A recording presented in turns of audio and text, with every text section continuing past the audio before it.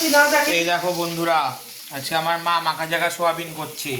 মাখা জায়গা সোয়াবিন মানে যে সোয়াবিন মিক্স করে মিক্স সব কিছু একসাথে, সব মশলা পাতি, পেঁয়াজ, আদা, রসুন। এই দেখো। নমস্কার বন্ধুরা, আমি কল্পনা প্রতিদিনের মতো চলে এসেছি দেখো আরেকটি ব্লগ নিয়ে।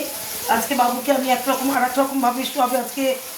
তো সেরকম হয়নি, কিচ্ছু করিনি দুপুরে রান্না। আর লোকের উপর লোক, রান্না করার কোনো মানে স্কোপই পাইনি। ভাতও খাইনি দুপুরে আজকে এর জন্য। হ্যাঁ, এবার সকালে বাবু রুটি খেয়ে গেছে, ওই যে টিফিনে রুটি খেয়েছি, ওই 1.5খানা তাও রুটি। আর তারপরে দেখো এই যে সোয়াবিন করছি, এই দেখো সোয়াবিন। এখানে বাবু আদা রসুন থেতো করে দিল, থেতুনি দিয়ে, ওই যে থেতুনিটা দেখা, থেতুনি দিয়ে থেতো করে দিল। আর আমি পেঁয়াজ কুচিয়ে নিয়েছি। আর এখানে আলু ভাজা বসিয়েছি একবারে সোমবার দিয়ে, জিরে আর গোটা গরম মশলা দিয়ে একবারে আলু ভাজা বসিয়েছি। আলুটা ভাজা হলে এটা তেল দিয়ে মাখবো এখন। এটা সামান্য তেল দিয়ে মাখবো। তেলের বোতলটা এই যে, এটা আমি এই দেখো এটার মধ্যে হলুদও দিয়ে দিয়েছি, হলুদ, এই যে হলুদ দিয়েছি।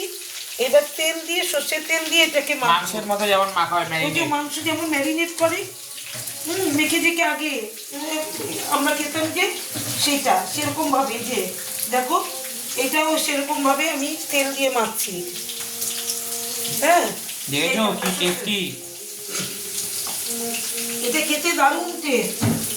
হ্যাঁ, এই দেখো তেল দিয়ে এটা কাঁচা লঙ্কা দেবো, কোনো শুকনো লঙ্কার গুঁড়ো টুড়ো না। এই দেখো মাংসের মতন করে মাখছি এটাকে। হেব্বি হেব্বি। হ্যাঁ, এটা মেখে একটু আলুটা এসে হলে তারপরে দেবো। এই দেখো আলুটা ভাজা বসিয়েছি। আর কি করেছি একটু দেখো, আমি হাতটা দিয়ে আসি। চলো, আরেকটা ফাইন জিনিস রান্না করেছি আমি আজকে।